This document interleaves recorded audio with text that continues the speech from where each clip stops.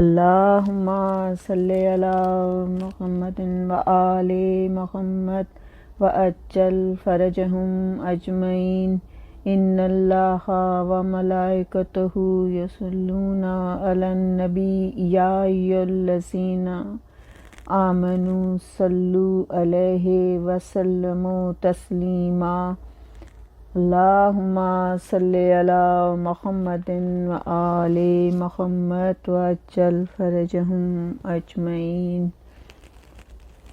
پاک ساتھ ہے اس رب کریم کی۔ آج میں اپنی پاک بی بی سیدۃ النساء العالمین کی والدہ گرامی جناب خدیجۃ الکبریٰ کا ذکر کرنا چاہتی ہوں،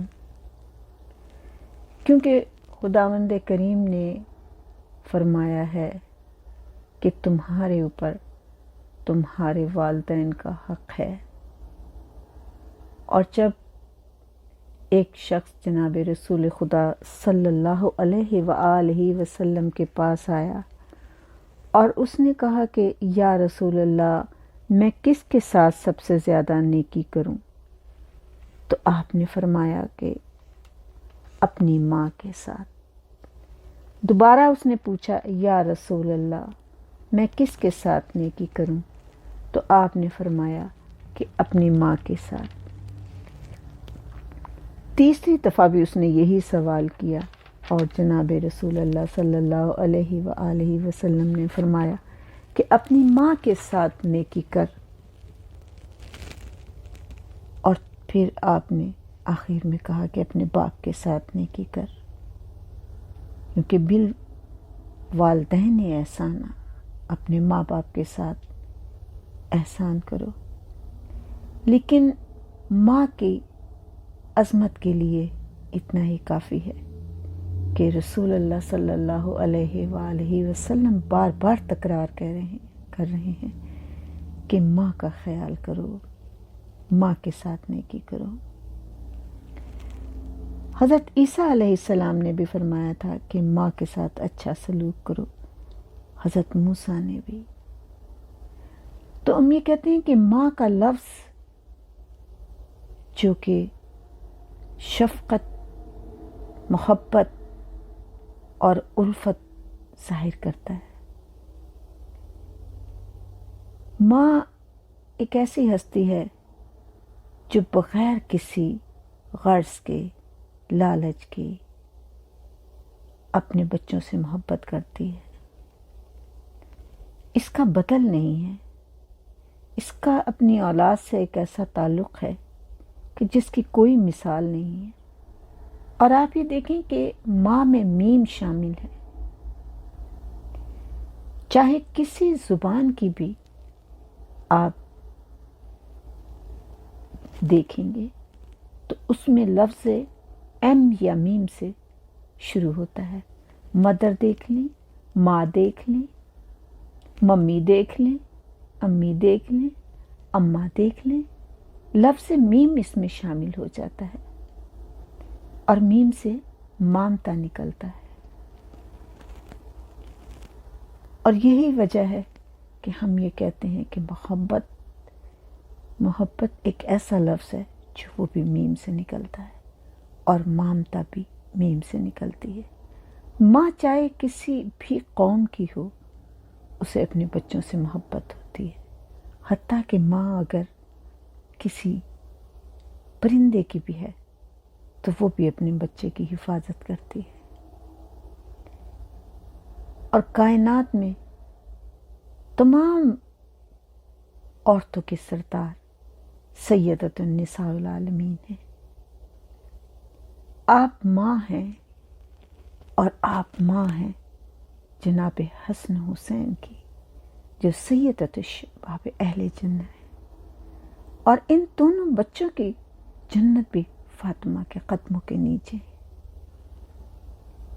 اور جس کے سیدہ شباب اہل جنت، جن کی جنت فاطمہ الزہرا کے قدموں کے نیچے ہے، جو خود تمام کائنات کی عورتوں کے سردار ہیں، لیکن اگر یہاں پر ماں کا انتخاب کریں گی تو آپ اپنی ماں خدیجۃ الکبریٰ کے سامنے آپ جھک جائیں گی. کیوں؟ اس لیے کہ یہ ماں ہے. تو جس کے آگے کائنات جھک جائے اسے سیدۃ النساء العالمین کہتے ہیں. جس کا بابا سید الانبیاء ہے اور جب بیٹی فاطمہ الزہرا کو دیکھتے ہیں تو اپنے مقام سے اٹھ جاتے ہیں اور اپنی بیٹی کو اس مقام پر بٹھا دیتے ہیں. لیکن وہی بیٹی اگر ماں سامنے آئے گی تو کیا آپ اپنے مقام پر اپنی ماں خدیجۃ الکبریٰ کو نہیں بٹھائیں گی؟ اس لحاظ سے کہ آپ میری ماں ہیں.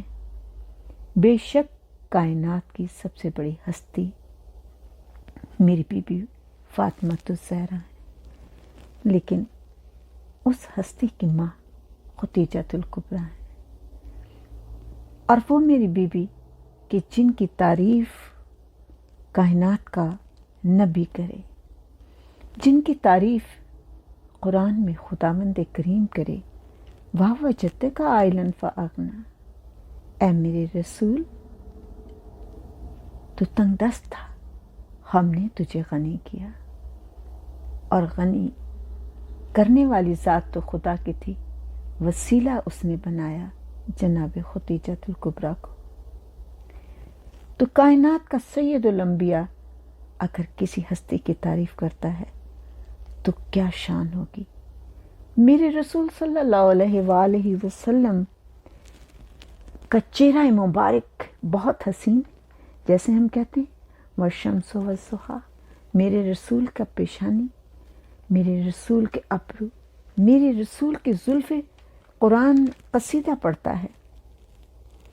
وہ شان والا میرا رسول اگر کسی ہستی کی تعریف کرتا ہے تو کس طریقے سے آپ کہتے ہیں کہ آپ ایک دفعہ گھر میں آئے تو ام المومنین ہمارے لیے سب عزت کے قابل ہیں. تو کسی بیوی نے کہا یا رسول اللہ آپ ہر وقت جناب خدیجۃ الکبریٰ کا ذکر کرتے رہتے ہیں. تو میرے رسول کی ایک نشانی تھی کہ جب آپ کو غصہ زیادہ آ جاتا تھا تو آپ کے ابرو کے درمیان جو رگ تھی اس میں سرخ خون چھلکنے لگ جاتا تھا. یہ آپ کے غصے کا اظہار ہوتا تھا. اور جیسے کہ صحیح بخاری میں بھی ہے کہ جب یہ رسول سے سوال ہوا تو رسول اللہ نے اپنے ابرو چڑھا کر کہا، یعنی غصے سے آپ نے کہا کیا بات کرتی ہو. حیّ کائنات من احسن النساء جمالا، یہ ایسی بیوی تھی کہ کائنات کی سب سے خوبصورت عورتوں میں سب سے زیادہ خوبصورت تھی. یعنی اگر کائنات کی تمام عورتوں کو اکٹھا کر لیا جائے اور ان میں جو سب سے خوبصورت ہو وہ ان سے بھی زیادہ خوبصورت تھی. من احسن جمالا، یعنی تمام عورتوں میں سب سے زیادہ خوبصورت وہ بھی جو تمام دنیا کی عورتوں میں حسن و جمال میں سب سے زیادہ حسن و جمال والی تھی، اسے خدیجۃ الکبریٰ کہتے ہیں. اور پھر میرے مولا نے خاموش نہیں ہوئے آپ، یعنی کہ آج آپ تعریف کیے چلے جا رہے ہیں. وَأَكْمَلَ إِنَّ عَقْلًا، اور تمام دنیا کی اگر عورتوں کو اکٹھا کیا جائے اور جو ان میں عقل مند عورتیں ہوں ان کو اکٹھا کیا جائے تو وہ ان تمام عقل مند عورتوں میں بھی سب سے زیادہ عقل مند تھیں.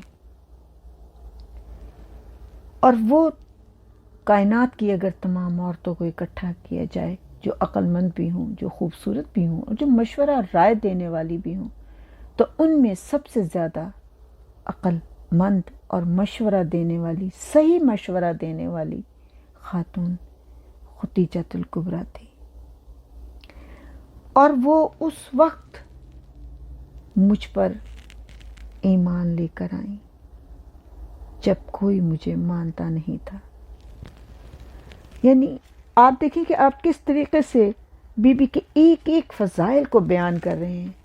ہم کیا بیان کر سکتے ہیں؟ آپ نے فرمایا کہ جب لوگوں نے میری نبوت کا انکار کیا تو اس نے صدق دل سے قبول کیا.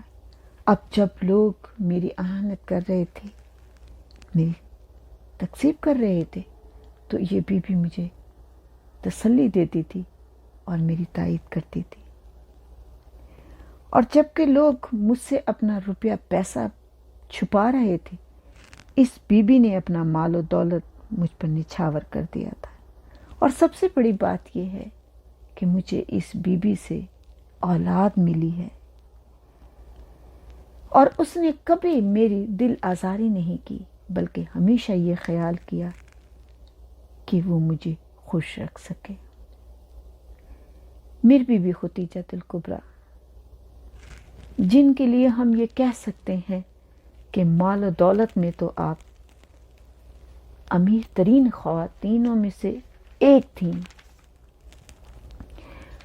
آپ کے کچھ لقب ایسے ہیں کہ جو مشہور ہیں کہ جب اسلام نہیں آیا تھا اس وقت بھی میری بیوی ختیجہ الکبریٰ کو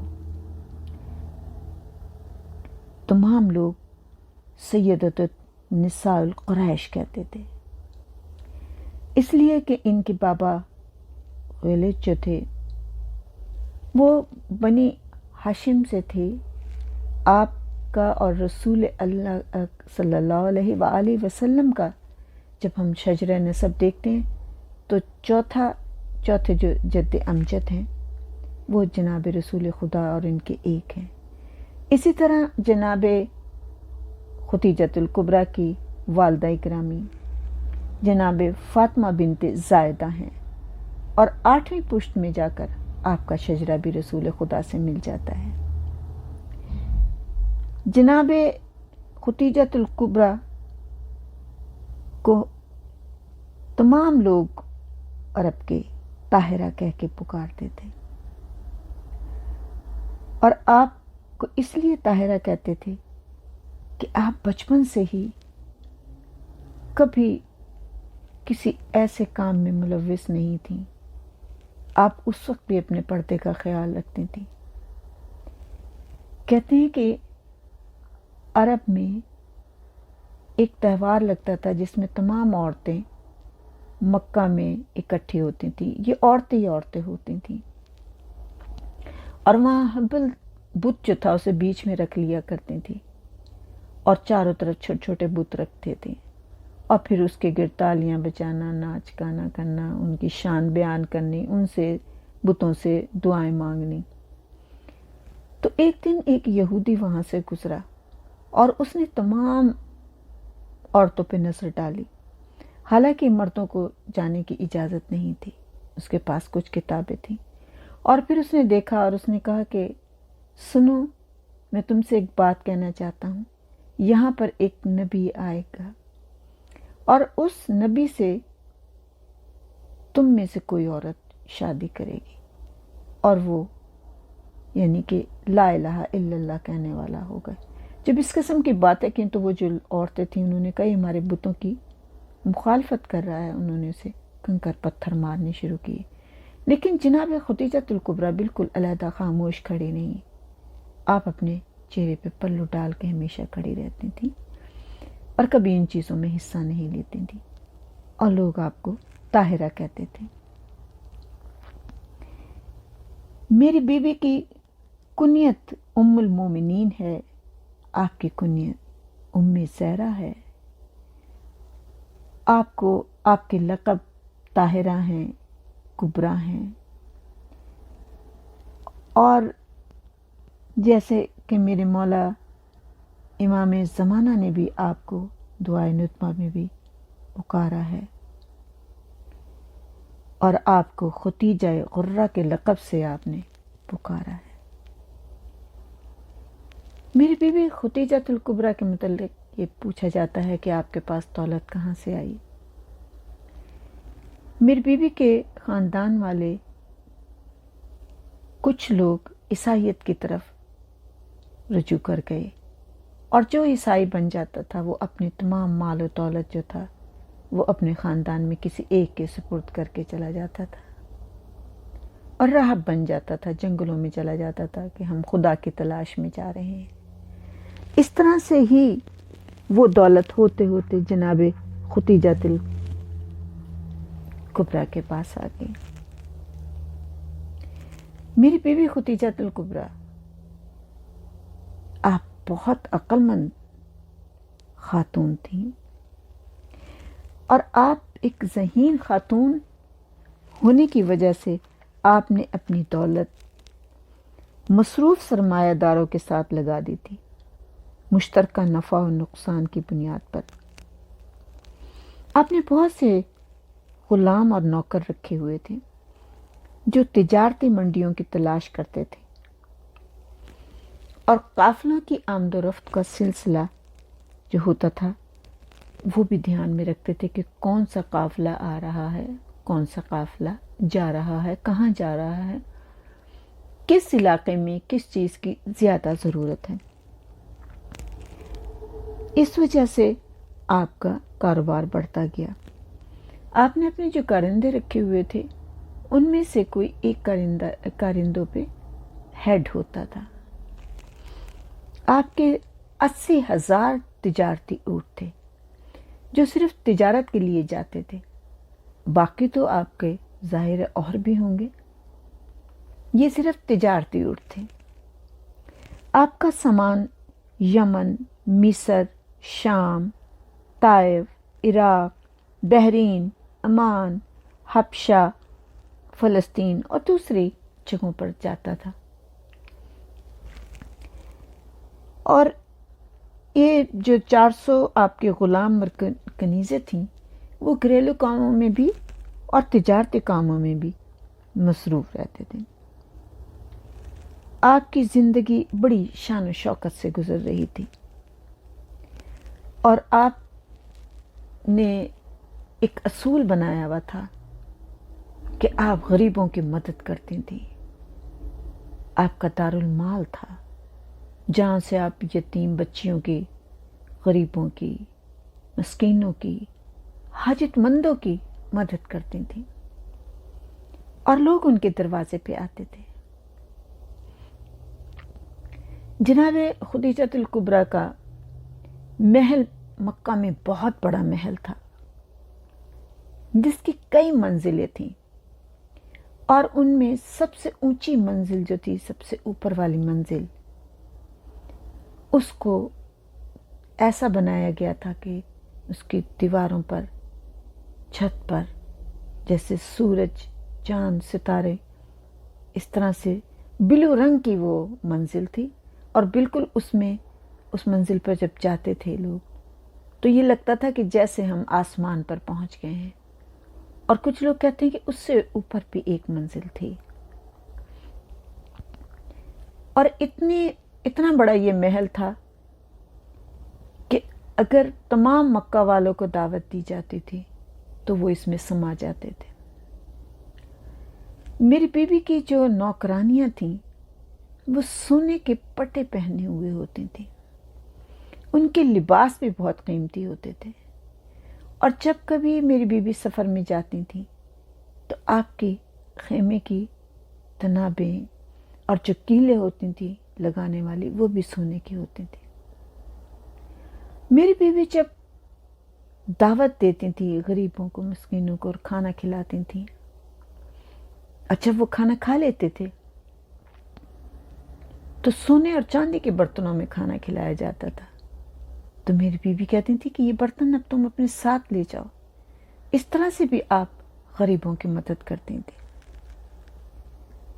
اور میری بیوی کا یہ سلسلہ اسی طرح چل رہا تھا۔ لیکن کچھ دنوں سے آپ نے دیکھا کہ جب آپ کا قافلہ تجارت کا واپس آتا تو یہ کہا جاتا کہ لوٹ لیا گیا ہے، یا یہ کہ ہمارے اونٹ مر گئے ہیں، یا یہ کہ ہمارے اونٹوں کو کوئی جلدی بیماری ہو گئی۔ بی بی نے اپنے غلام میسرہ کو بلایا اور کہا، میسرہ مجھے یہ بتاؤ کہ اس وقت مکے میں سب سے زیادہ امین اور صادق کون ہے؟ میسرہ نے کہا کہ اس وقت سب سے زیادہ امین جو کہلاتا ہے، صادق جو کہلاتا ہے، وہ یتیم عبداللہ ہے، وہ یوسف آمنہ ہے۔ کہا کہ آپ انہیں بلا کر لائیں۔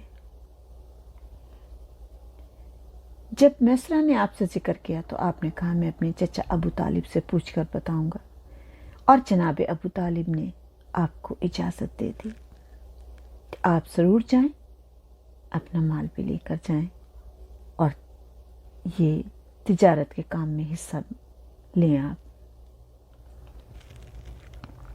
جناب ابو طالب سے اجازت لے کے اور جناب ختیجہ نے اپنا مال آپ کے سپرد کیا۔ جناب ختیجہ نے جب آپ کے چہرے کا نور دیکھا تو آپ نے اپنے غلام میسرہ سے کہہ دیا تھا، میسرہ اس بات کا خیال رکھنا کہ تم میرے غلام تو ہو، لیکن آج سے تم نے ان کی غلامی کرنی ہے، ان کی فرما برداری کرنی ہے۔ بے شک اس سے پہلے تم میرے تمام قافلے کے ہیڈ ہوتے تھے، لیکن اب یہ سربراہ ہوں گے۔ یہ جو کہیں ان کی ہر بات مانتے رہنا اور واپس آ کے مجھے بتانا کہ انہوں نے کس طریقے سے تجارت کی ہے۔ جناب رسول خدا صلی اللہ علیہ وآلہ وسلم آپ تجارت کا مال لے کر روانہ ہوئے، اور جب شام کے رستے میں آپ ایک جگہ پر پہنچے تو آپ وہاں پر رک گئے۔ وہ مقام صومہ تھا جہاں پر مسیحی عبادت گاہ تھی، اور جس کے راہب کا نام نستور تھا۔ حضرت رسول خدا صلی اللہ علیہ وآلہ وسلم اس درخت کے نیچے جا کر لیٹ گئے۔ وہ نستور راہب جو تھا وہ اپنے چرچ کی کھڑکی میں کھڑا دیکھ رہا تھا، تو وہ بڑا حیران ہوا کہ اس درخت کے نیچے یہ شخص کیسے لیٹ گیا ہے۔ اس نے جناب ختیجۃ الکبریٰ کے غلام میسرہ کو بلایا، اور میسرہ بڑا حیران ہوا کہ یہ میرا نام کیسے جانتا ہے، اور بلایا، اور بلانے کے بعد پوچھا کہ یہ شخص جو درخت کے نیچے لیٹا ہے یہ کون ہے؟ اس نے کہا کہ یہ جناب محمد صلی اللہ ہیں، اور ہمارے تجارتی قافلے کے سردار ہیں۔ اس نے کہا میں ان سے ملنا چاہتا ہوں۔ میسرہ نے کہا کہ ٹھیک ہے۔ جب آپ سے ملاقات ہوئی تو نستور نے کہا کہ میں نے اپنی کتابوں میں پڑھا ہے یہاں پر اس درخت کے نیچے سوائے پیغمبر کے کوئی آ نہیں سکتا، کیونکہ ہماری کتابوں میں لکھا ہے کہ جناب عیسیٰ نے یہ کہا تھا کہ جو آخری پیغمبر ہوگا وہ اس درخت کے نیچے لیٹے گا، بیٹھے گا، اور اس سے پہلے کوئی اس درخت کے نیچے بیٹھ نہیں سکتا۔ جناب رسول خدا نے اس وقت ظاہر ہے کہ اسلام کی تبلیغ تو شروع نہیں کی تھی۔ میرا رسول تو اس وقت بھی نبی تھا جب آدم بھی نبی نہیں تھے، کیونکہ آپ خود کہتے ہیں کہ کنتا نبیًا و آدم بین الماء والطین، میں تو اس وقت بھی نبی تھا کہ جب آدم مٹی اور پانی کے درمیان تھے۔ تو اس راہب نستور نے آپ کو پہچان لیا، اور پھر میسرہ سے کہا کہ اپنی مالکہ سے کہنا وہ عورت بڑی خوش نصیب ہوگی جو اس سے شادی کرے گی، اور ان کو یہودیوں سے بچانا کیونکہ یہودی ان کی تلاش میں ہیں۔ یہ تمام باتیں میسرہ دیکھ رہے تھے، اور پھر وہ یہ دیکھتے ہیں کہ جب کبھی دھوپ ہوتی ہے تو فوراً ہی ان کے سر کے اوپر ایک سایہ، بادل کا ٹکڑا آ جاتا ہے اور سایہ ہو جاتا ہے۔ اور جب آپ نے تجارت کے لیے اپنا سامان نکالا تو ابو جہل وغیرہ کا سامان تو جلد بک گیا، لیکن جناب رسول خدا کا سامان نہیں بکا۔ تو ابو جہل نے مذاق اڑانا شروع کر دیا جب آپ بازار میں گئے اور سامان بیچنے لگے۔ رسول خدا خاموش ہیں۔ آپ نے اپنے تمام سامان کی 3 ڈھیریے لگائیں، ایک سب سے اچھا، ایک درمیانہ اور ایک سب سے کم، اور اسی کے حساب سے آپ نے قیمت لگائی۔ وہ دن گزر گیا اور جب دوسرا دن آیا تو چاروں طرف سے لوگ آ گئے جنہوں نے ابھی سامان خریدنا تھا، اور جب انہوں نے اس ترتیب سے سامان دیکھا تو جس کی جو ضرورت تھی وہ اسی کے حساب سے قیمت دیتا چلا گیا اور سامان لیتا چلا گیا۔ میرے رسول صلی اللہ علیہ وآلہ وسلم کو جو پہلے کاروبار ہوتا تھا اسے 4 گنا نفع ہوا، اور آپ نے واپسی کا ارادہ کیا۔ جب آپ واپس آنے لگے تو میسرہ یہ سب کچھ دیکھ رہا تھا کہ جہاں رسول کے پیر پتھروں پہ پڑتے ہیں تو نشان پڑ جاتا ہے، ریت پر پڑتے ہیں تو نشان نہیں ہوتا۔ یہ بہت حیران تھا، کبھی اس بادل کے ٹکڑے کو دیکھ کے حیران تھا، اور جب کبھی رات ہوئی، قافلہ جب روانہ ہو کے واپس آ رہا تھا تب بھی، اور جاتے ہوئے، تو وہ دیکھتا تھا کہ رات کو جب خیمے میں آپ لیٹتے ہیں اور آپ اپنے اوپر اپنی کالی کملی لیتے ہیں، آپ کے چہرے سے ایسی روشنی نمودار ہوتی ہے کہ تمام کمرہ روشن ہو جاتا ہے۔ میسرہ ان تمام باتوں کو غور سے دیکھتا رہا، اور جب مکہ قریب آیا تو اس نے کہا کہ آپ نے اس دفعہ فتح پائی ہے، کامیابی پائی ہے، اور بہت بڑی عزت پائی ہے۔ میں یہ چاہتا ہوں کہ آپ قافلے کی سرداری آپ کریں، آپ گھوڑے پہ بیٹھیں اور سب سے پہلے آپ مکہ میں داخل ہوں۔ جناب رسول خدا صلی اللہ علیہ وآلہ وسلم گھوڑے پر بیٹھ کے روانہ ہوئے۔ آپ آگے آگے تھے۔ جناب خدیجۃ الکبریٰ بہت بے چینی سے قافلے کا انتظار کر رہی تھی۔ کسی نوکر نے کہا، لگتا ہے کہ قافلہ آنے والا ہے۔ آپ دوسری منزل پہ کھڑی تھیں اور آپ نے یہ دیکھا کہ مکہ کا جو آنے والا رستہ تھا وہاں سے ایک سوار نمودار ہوا جس کا چہرہ روشن ہے، اور یہ ظہر کا وقت تھا، ظاہر دھوپ نکلی ہوئی تھی۔ اس کے سر پہ ایک بادل کا ٹکڑا ہے، اور اس بادل میں ایک قندیل سی روشن ہے، یعنی کہ بادل کے ٹکڑے میں ایک قندیل روشن ہے جس میں چاروں طرف یاقوت لگے ہوئے ہیں، اور آپ بڑی حیرانی سے یہ بات دیکھ رہی تھیں اور حیران بھی ہو رہی تھیں کہ یہ کون جوان ہے، اتنا خوبصورت ہے، کیونکہ اس طریقے سے آپ نے کبھی دیکھا نہیں تھا رسول اللہ صلی اللہ علیہ وآلہ وسلم کو۔ جب وہ سوار نزدیک آیا اور اپنے گھوڑے سے نیچے اترا، نوکر آگے بڑھے اور پوچھا کہ آپ اتنی جلدی کیسے آ گئے ہیں، اور باقی قافلہ کہاں ہے؟ میری مالکہ نے سوال کیا ہے۔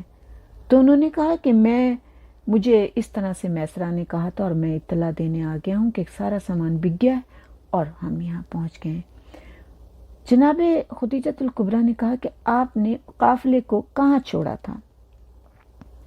انہوں نے کہا میں نے عجفہ کے مقام پر انہیں چھوڑا تھا۔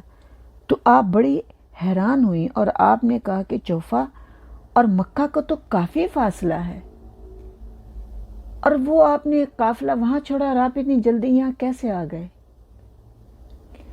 تو اگر ہو سکے تو آپ قافلے کے ساتھ ہی تشریف لائیں۔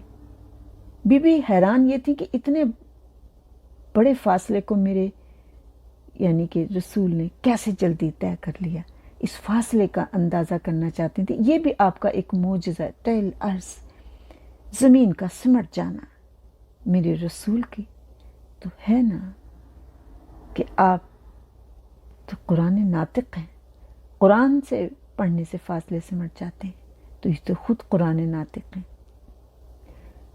جناب رسول خدا پہنچے اور پھر قافلے کے ساتھ لے کر آئے، اور جب آپ آئے ہیں تو جناب خدیجۃ الکبریٰ نے میسرہ سے پوچھا، میسرہ بتاؤ کیسا رہا؟ میسرہ نے تمام حالات سنائے اور نستور رہب کی بھی بات سنائی، اور پھر جناب रसूल अकरम के मोजज़ात भी बयान किए और फिर ये भी कहा कि आप देख लें कि ज़मीन कैसे इनको रास्ता देती है, ये भी एक इनका मोजज़ा है। जनाब रसूल खुदा ने कुछ जनाब खतीजतुल कुबरा ने 4 ऊँट और सोने और चांदी के सिक्के उजरत के जो देनी थी आपको दिए, यानी कि जो आपका हक बनता था इस तिजारत में और जो मुनाफा था उसमें जो हक बनता था वो आपको दिया। उस रात जनाब खतीजतुल कुबरा ख्वाब में क्या देखती हैं? आपने ख्वाब देखा है कि जैसे सूरज जो है वो खाना काबा का तवाफ़ कर रहा है और फिर वो सूरज चलते चलते आपके घर में आ गया। जनाब खतीजतुल कुबरा बेदार हुई और आप अपने चचाजाद भाई वर्का बिन नौफल के पास गईं और जाके ये ख्वाब सुनाया। तो उन्होंने कहा कि तुम्हारी शादी उस शख्स से होने वाली है कि जो कि सूरज की तरह चमकने वाला है कायनात में। जनाब खतीजतुल कुबरा कुछ जनाब रसूल खुदा की तमाम बातें सुनने के बाद आपसे और अक़ीदत पैदा हो गई। बल्कि मैं तो ये कहती हूँ कि अल्लाह ताला रसूल का आशिक है। आपको महबूब खुदा, आप महबूब खुदा हैं और आप महबूब खतीजतुल कुबरा भी हैं। बीबी ने अपनी ख़ास सहेली नफीसा को बुलाया और कहा, नफीसा, मैं यतीम अब्दुल्ला से शादी करना चाहती हूँ। और फिर जब रिश्ता लेकर आप गई जनाब नफीसा, तो फातिमा बिन्त असद से मिली, बातचीत हुई और आपने कहा कि मैं मोहम्मद से बात करती हूँ। जनाब मोहम्मद सल्लल्लाहु अलैहि वसल्लम से बात की तो आपने कहा मैं अपने चचा से बात करके जवाब दूंगा। और फिर इस तरह से आपका रिश्ता तय हुआ।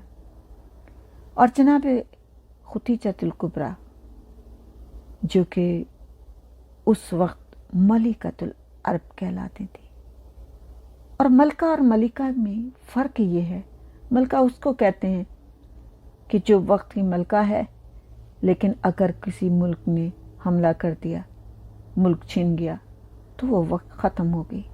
मलिका उसे कहते हैं जो कायनात की मलका है, कि जो तमाम जिसकी दौलत कभी लुट ही ना सके, जिसे दीनी दौलत इस कदर जिसके पास हो, वो मलिकतुल अरब है। जाहिर है कि जिसका दामाद सैयदुल औसिया, जिसका शौहर सैयदुल अंबिया, जिसके नवासे जन्नत के सरदार, जिसका शौहर शाफी मैशर है, वो तो मलिकतुल अरब ही है ना, वो तो मलिकतुल कायनात ही है ना। उसकी दौलत का कोई क्या अंदाज़ा लगा सकता है? वो किस कदर अमीर खातून है, जो 12 इमामों की माँ है, क्योंकि जनाब मौला अली मुश्किल कुशा को भी आपने पाला है। आपने झूले की डोरी भी हिलाई है और लोरियां भी सुनाई हैं। वो मेरी बीबी जब रसूलुल्लाह सल्लल्लाहु अलैहि वसल्लम के घर तशरीफ़ लाई हैं, तो आपके तमाम कुरैश की औरतें जो थीं, वो यानी जो आपके ख़ानदान वाली औरतें थीं, मक्का की जो अमीर औरतें थीं, वो आपसे नाराज़ हो गई थीं और आपसे मिलना जुलना छोड़ दिया था।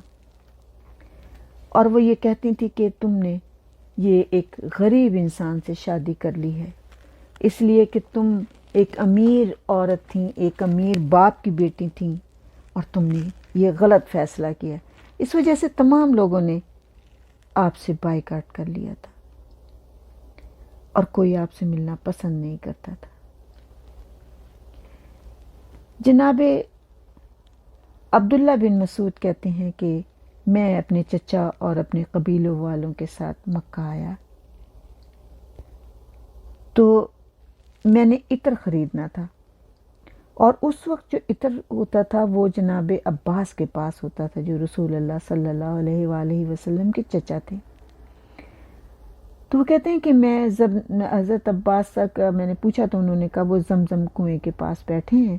ہم وہاں گئے تو پھر ہم نے یہ دیکھا کہ ایک شخص جس نے 2 سفید کپڑے اپنے جسم کو ڈھانپا ہوا ہے، جس کی گھنی داڑھی ہے، گھنے بال ہیں، سفید چمکدار دانت ہیں، چمکتا ہوا چہرہ ہے، ایک خوبصورت جوان اور ایک برقع پوش خاتون ان کے ساتھ ہیں.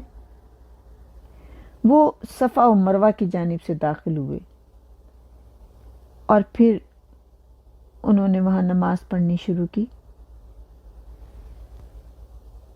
اور وہ وہاں سے جب نماز پڑھ رہے تھے تو پھر ایک جوان آیا اور اس نے بھی ان کے ساتھ مل کر نماز پڑھنی شروع کی. اور پھر انہوں نے کعبے کے ساتھ طواف مکمل کیے، حجر اسود کا بوسہ لیا. میں نے پوچھا کہ یہ لوگ کون ہیں؟ تو جو حجر اسماعیل کے کنارے نماز باجماعت پڑھی ہے جنہوں نے، تو انہوں نے کہا کہ وہ شخص جو آگے ہے یہ میرا بھتیجا ہے، اور جو پیچھے ہے یہ بھی میرا بھتیجا ہے، اور جو یہ خاتون ہے یہ ان کی زوجہ ہے.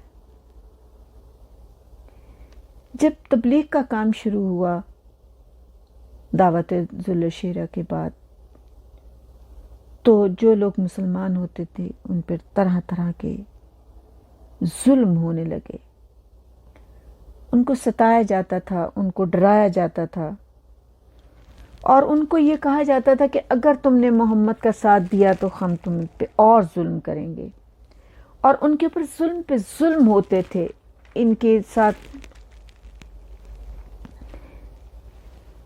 اور رسول خدا پر بھی ظلم ہوتے تھے کہ جب آپ گلیوں میں جاتے تھے تو آپ کے اوپر کوئی پتھر پھینکتا تھا، کوئی مجنوں کہتا تھا، زخمی کر دیا جاتا تھا آپ کو. اور جب آپ گھر میں آتے تھے تو جناب خدیجۃ الکبریٰ آپ کے چہرے سے مٹی صاف کرتی تھیں، آپ کے زخموں کو صاف کرتی تھیں اور روتی جاتی تھیں، اور پھر یہ کہتی جاتی تھیں گھبرانا نہیں ہے آپ نے، آپ کے ساتھ اللہ کی ذات ہے، آپ اس کا کام کر رہے ہیں، وہ آپ کو کبھی تنہا نہیں چھوڑے گا. آپ کی اس طرح تسلی دینے سے جناب رسول خدا کو بہت سکون ملتا تھا. حقیقتاً یہی ہے، اصل بیوی ہوتی ہی وہ ہے. ایک تو وہ بیوی ہوتی ہیں، یعنی آپ دیکھیں بیویوں کی بھی قسمیں ہوتی ہیں. ہم یہ کہہ تو دیتے ہیں اچھی بیوی یا بری بیوی، نہیں. آپ یہ دیکھیں کس طریقے سے ایک بیوی ہوتی ہے جو صرف گھر میں زندگی گزار رہی ہوتی، پارٹنر ہے، وقت گزار رہی. ایک بیوی وہ ہوتی ہے جو مقصد حیات ہوتی ہے، یعنی جو شوہر کا مقصد ہے اس مقصد کو پورا کرنے میں وہ اس کا پورا پورا ساتھ دیتی ہے. ایسی ہی بیوی ام المومنین کہلاتی ہے، جیسے جناب خدیجۃ الکبریٰ ہیں. آپ زخموں کو صاف کرتی ہیں، روتی بھی جاتی ہیں، تسلی بھی دیتی جاتی ہیں.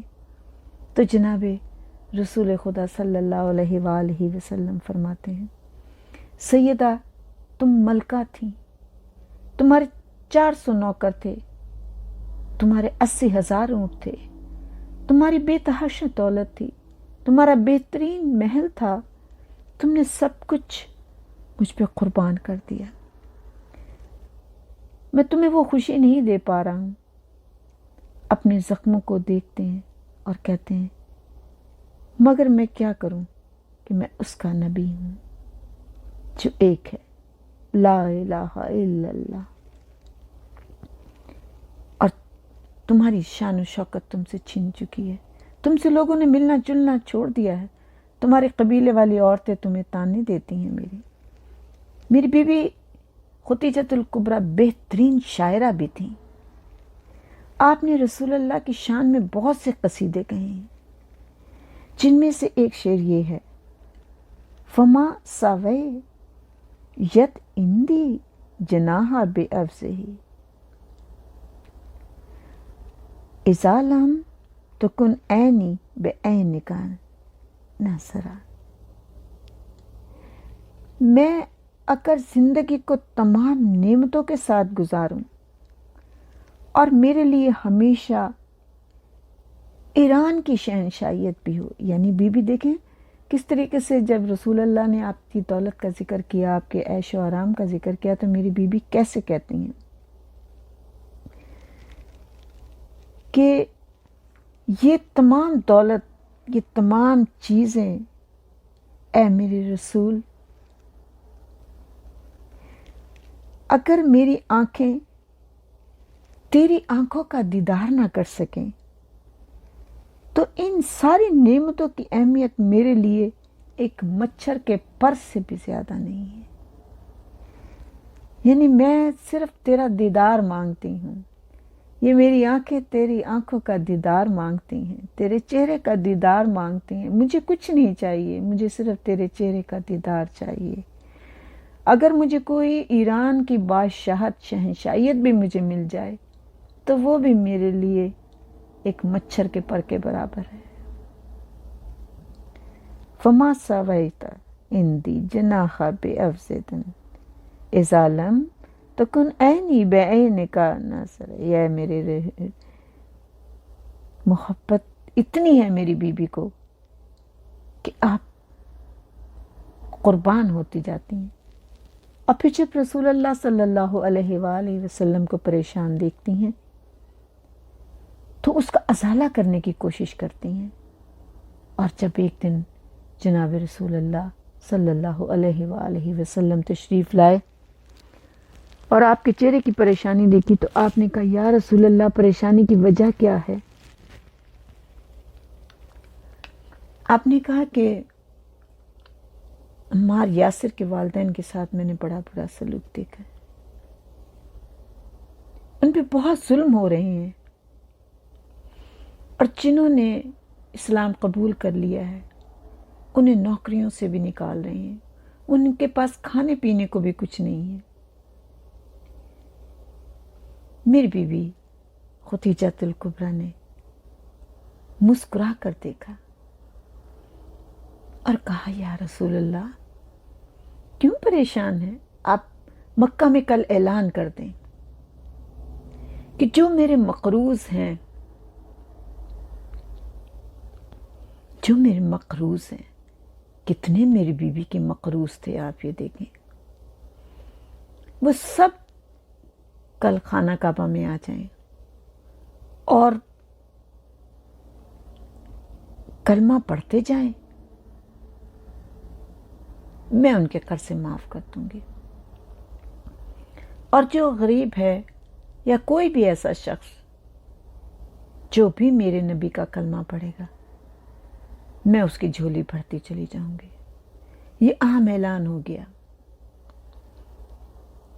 ظاہر ہے جو مقروض تھے ان کے لیے تو یہ بہت بڑی بات تھی، کیونکہ قرضہ خدیجہ کا ادا ہونا ہی مشکل ہو گیا تھا ان کے لیے۔ کلمہ پڑھنے کی بات تھی، منافق بھی تو کلمہ پڑھ لیتا ہے نا اپنے مطلب نکالنے کے لیے۔ کچھ لوگوں نے ایسے بھی سوچ کے آ گئے قرضہ تو معاف ہو جائے گا، کیونکہ اس وقت تک بھی بیوی کا تو کاروبار چل رہا تھا۔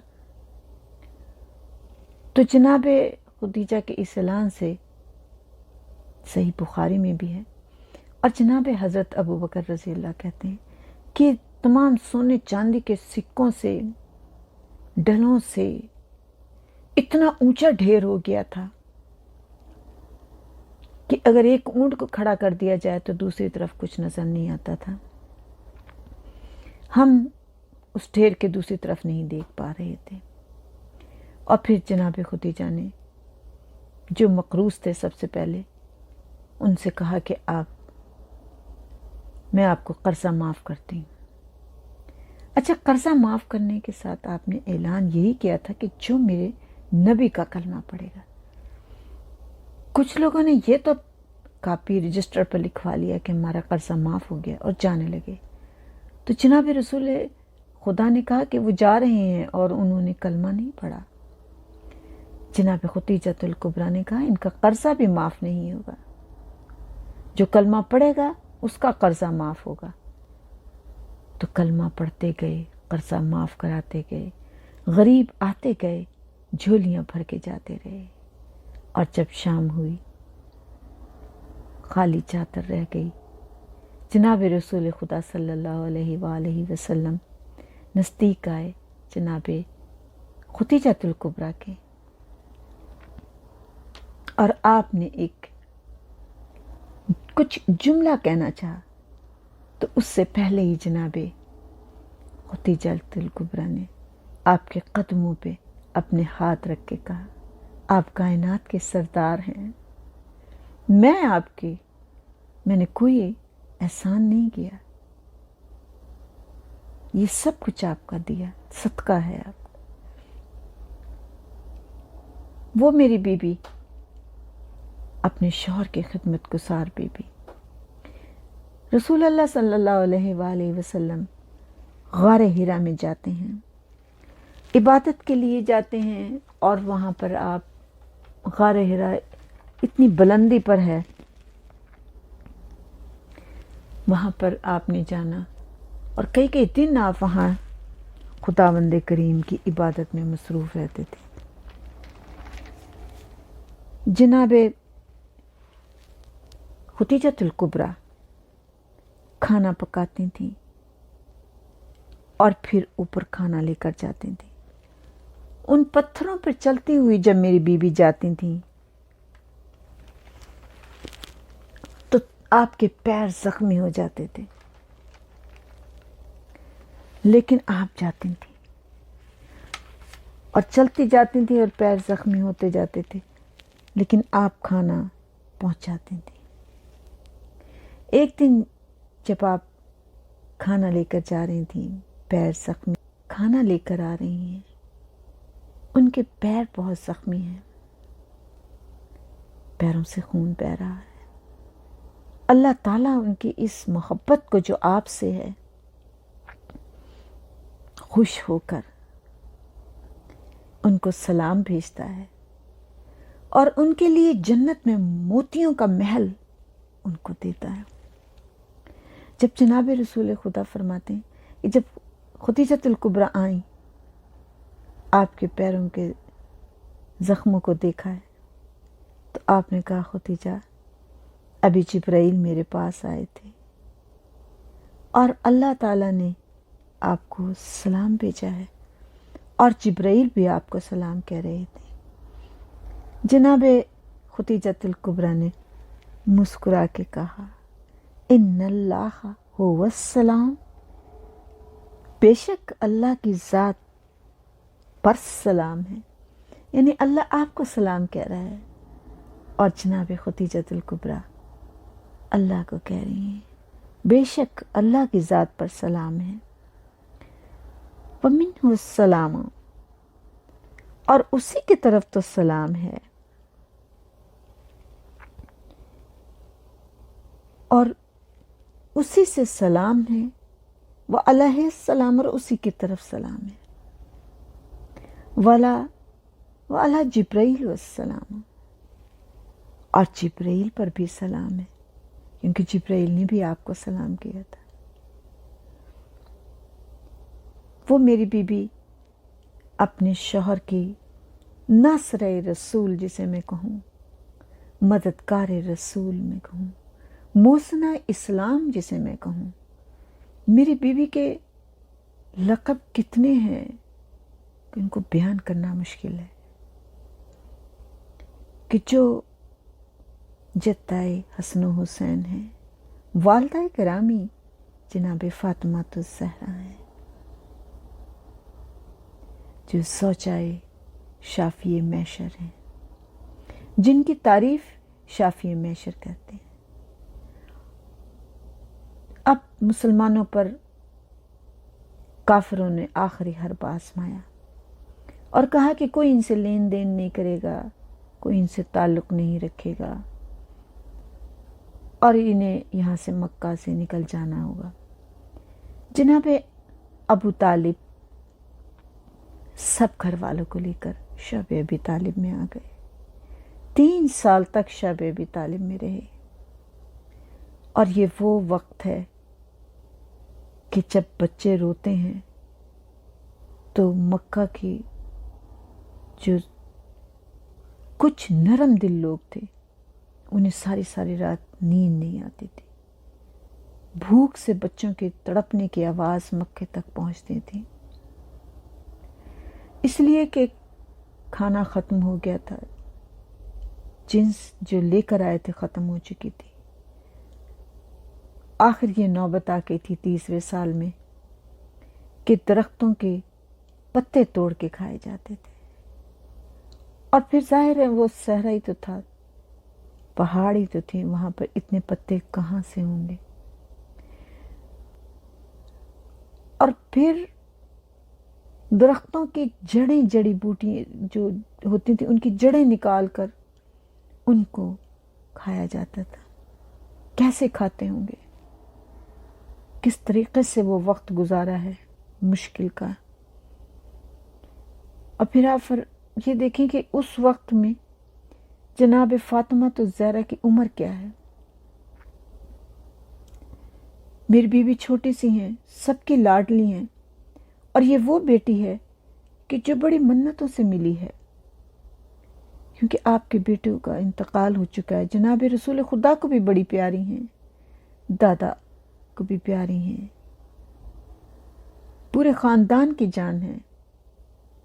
और उस वक्त फिर आखिरी ये कहा गया कि जो चमड़ा सूख गया है, यानी उमश के जो चमड़े की बनी हुई थी, उनको काट काट कर उनको उबाला गया और उनको खाया जाता था। किस तरीके से ज़िंदगी, कितनी तकलीफ दह ज़िंदगी थी। और उसमें जनाबे खुतीजतुल कुबरा भी हैं, फातिमा बिनते असद भी हैं, उम्मे खानी भी हैं, जनाबे अबू तालिब भी हैं, रसूल खुदा भी हैं।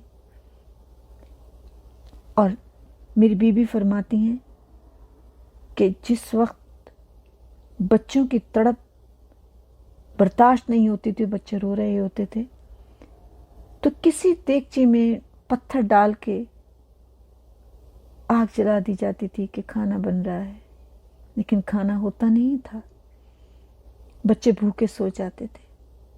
आखिर वहाँ से एक दिन निजात हुई, मक्का दोबारा वापस आए।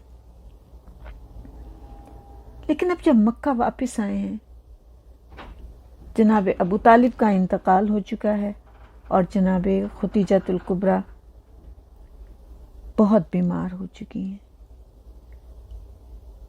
और इस वक्त में जनाब खुतीजतुल कुबरा की बीमारी का ये आलम है कि आप बिल्कुल इस कमज़ोरी में हैं कि आपसे बिस्तर से उठना मुश्किल है, और आप बिस्तर पर हैं।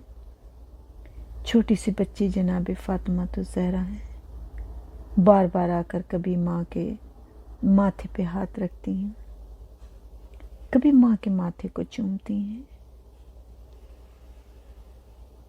जनाब खुतीजतुल कुबरा वो हैं, क्योंकि जिस माँ के बच्चे मर चुके हों उसे अगर बाद में कोई बच्चा मिलता है तो वो उसकी आंखों का तारा होता है, उसे एक लम्हे को जुदा नहीं कर सकती अपनी आंखों से। जनाब खुतीजतुल कुबरा जनाब फातिमा को अपनी आंखों से जुदा ही नहीं करती थी। जनाब रसूल खुदा बार बार घर आते थे जनाब फातिमा को देखने के लिए, आपसे बातें करने के लिए,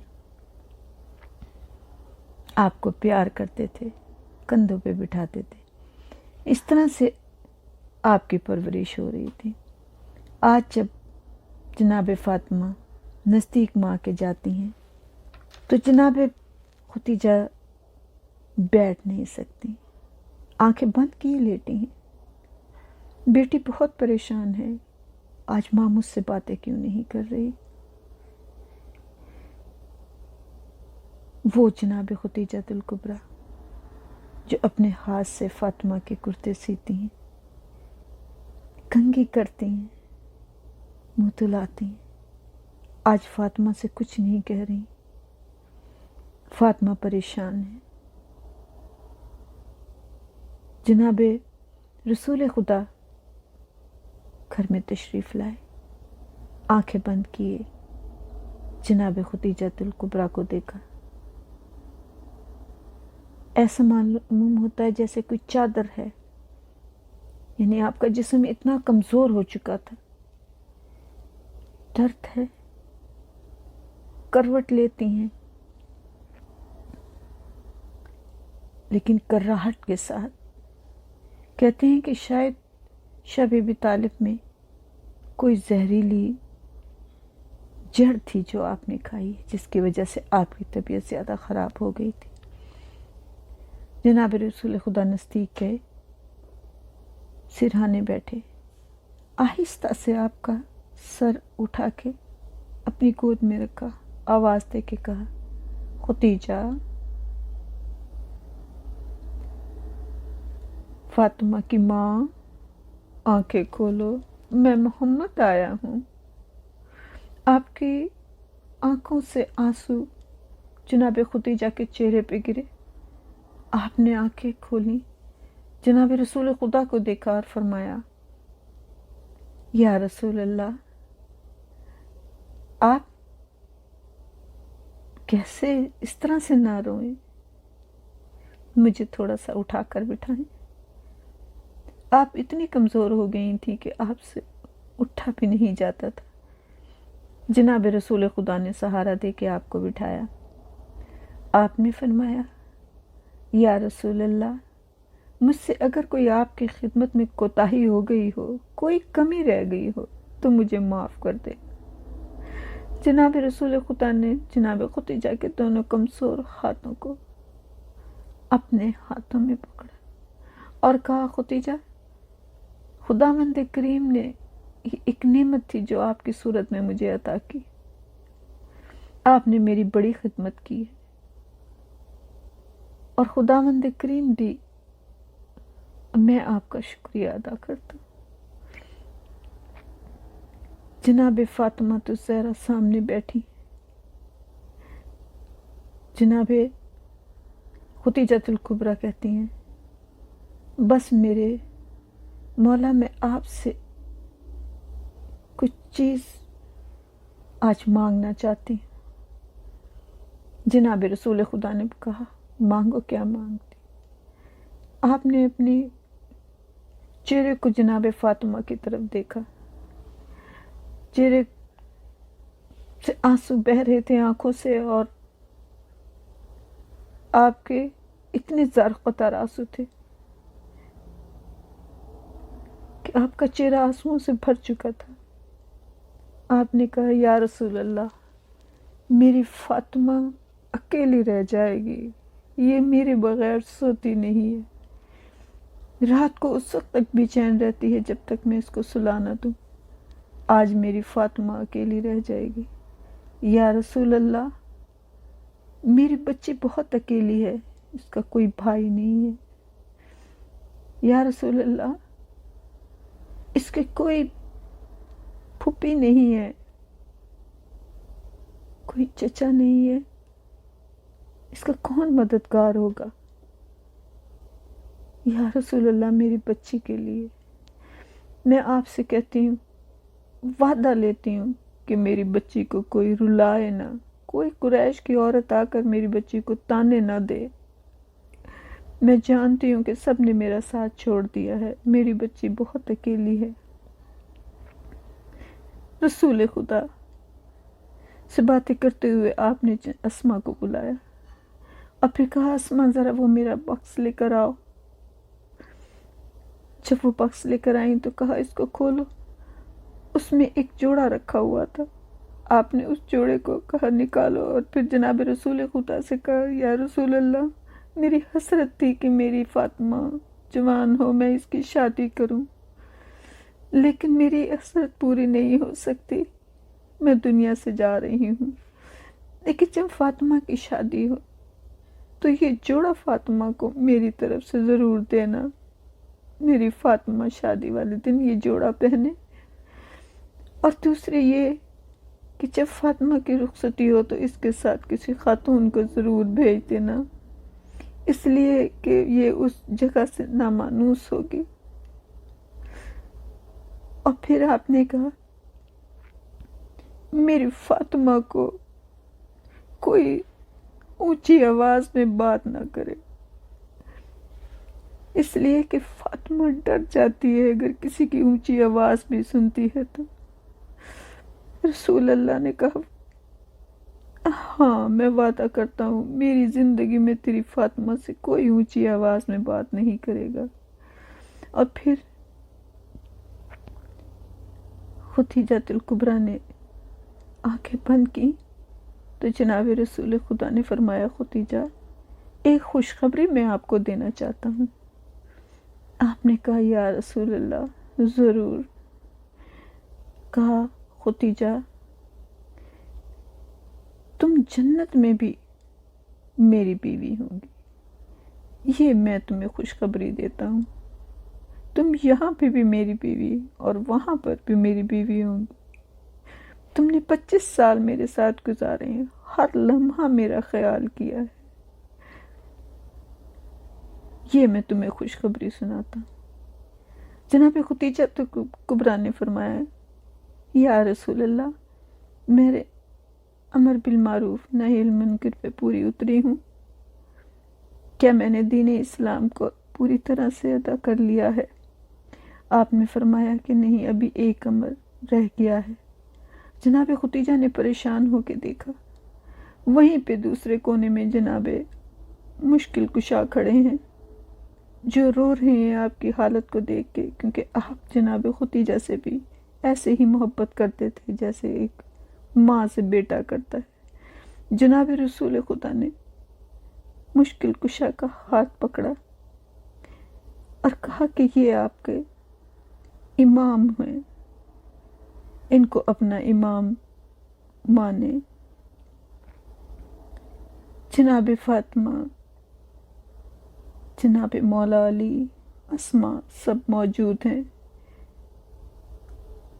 جناب ختیجہ الکبریٰ کہتی ہیں یا رسول اللہ آپ سے میں نے جو وعدے لیے آپ نے پورے کیے، لیکن اس بات کی مجھے سمجھ نہیں آئی جو آپ نے یہ کہا میری زندگی تک۔ یا رسول اللہ میں پریشان ہوں، میں اس دنیا سے جانے والی ہوں، میں جانتی ہوں کہ اب میں زندہ نہیں رہوں گی، یہ آپ نے کیوں کہا؟ جناب رسول خدا نے کہا فاطمہ میں اپنی زبان سے کیسے بتاؤں، بس یہ میری 2 انگلیوں کے درمیان تم دیکھ لو۔ جناب ختیجہ دیکھتی ہیں ایک ضعیفہ ہے جس کے پہلو پہ ہاتھ ہے اور جو رو رہی ہے۔ جناب ختیجہ پوچھتی ہیں یہ کون ہے؟ اس کی شکل تو میری زہرا جیسی ہے۔ جناب رسول خدا کہتے ہیں یہ تیری زہرا ہی ہے جو میرے اس دنیا سے جانے کے بعد میری امت اس کا یہ حال کرے گی۔ جناب ختیجہ الکبریٰ کی آنکھوں سے آنسو جاری ہو گئے، سانس تیز ہو گئی، اور جناب رسول خدا نے آپ کی آنکھوں پہ ہاتھ رکھ کے کہا قالوا انا للہ و انا الیہ راجعون۔ لیکن ذرا اس 4 سال کی بچی سے کوئی پوچھے جو ماں سے جدا ہو گئی۔ جناب فاطمہ تو زہرا بار بار ماں کے جنازے سے لپٹ جاتی ہیں اور بار بار کہتی ہیں بابا میں ماں کو جانے نہیں دوں گی۔ جناب ختیجہ الکبریٰ کا جنازہ تیار ہے، آپ کا کفن خدا نے بھیجا، آپ کا کرتا جو جناب رسول خدا وحی کے دوران پہنتے تھے وہ پہنایا گیا، اور جب جنازہ لے کر آپ گئے تو آپ نے جنت المعلا میں قبر کھودی، اور آپ جناب ختیجہ الکبریٰ کو قبر میں سپرد کرنے سے پہلے خود اس قبر میں لیٹے اور قبر سے یہی کہا کہ میں खतीजतुल कुबरा को तेरे सुपुर्द करना, इसे किसी किस्म की तकलीफ न होने पाए। दफन करने के बाद जब आप घर तशरीफ़ लाए हैं तो जनाब फ़ातिमा ज़हरा बहुत बेकरार होकर रो रही हैं।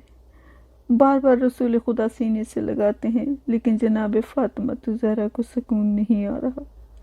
जिब्रील आए और कहा कि फ़ातिमा से कह दो तेरी माँ को हमने जन्नत में वो महल दिया है जिसके चारों तरफ ऐसे हीरे लगे हुए हैं जिनमें सूरज की रोशनियों की तरह से रोशनियाँ निकलती हैं। फ़ातिमा को तसल्ली दे दो। अला लानतुल्लाहि अलल कौमिस ज़ालिमीन। बारिल्लाह, इस ज़िक्र के सदक़े में मेरे मालिक हमारे गुनाह कबीरा सगीरा को माफ़ कर देना। पंजतन पाक या जनाब रसूल खुदा मौला अली, जनाब फ़ातिमा, हसन हुसैन, 12 इमाम, खुसूसन इमाम ज़माना, वक्त के इमाम हैं, हमारे इस पुरसे को कबूल करें। ऐ मेरे मौला, जो बे औलाद हैं उनको औलाद अता करना है। मेरे मौला, जो बेरोज़गार हैं उनको रोज़गार अता करना। ऐ मेरे मौला, जो बीमार हैं उन बीमारों को सेहत कुल्ली अता करें। ऐ मेरे मौला, जो मक़रूज़ हैं उनके कर्ज़े अदा कर दें। ऐ मेरे मौला, जो परेशान हाल हैं उनकी परेशानियाँ दूर कर देना। ऐ मेरे मौला, जो मोमिन और मोमिनात इस दुनिया से चले गए हैं उनके गुनाह कबीरा और सगीरा को माफ़ कर देना। ऐ मेरे मौला, हमारी परेशानियों को दूर कर देना। ऐ मेरे रहीम, इस ज़िक्र के सदक़े से मेरे भी गुनाह कबीरा और सगीरा को माफ़ कर देना। रोज़े महशर में प्यास की शिद्दत से बचाना। पाक ज़हरा की चादर के साए में रखना। मौला अली के अलम के साए में रखना। साक़ी कौसर अपने हाथ से जामे कौसर पिलाएं। मौला अली पुलिसरा से पार लगाएं। ऐ मेरे मौला, हमारे ज़िक्र को कबूल कर लेना और इमाम ज़माना का जल्द ज़हूर हो जाए। अल्लाहुम्मा सल्ली अला मुहम्मदिन व आलि मुहम्मद वअज्जल फ़रजहुम अजमईन। अल्लाहुम्मा सल्ली अला मुहम्मदिन व आलि मुहम्मद।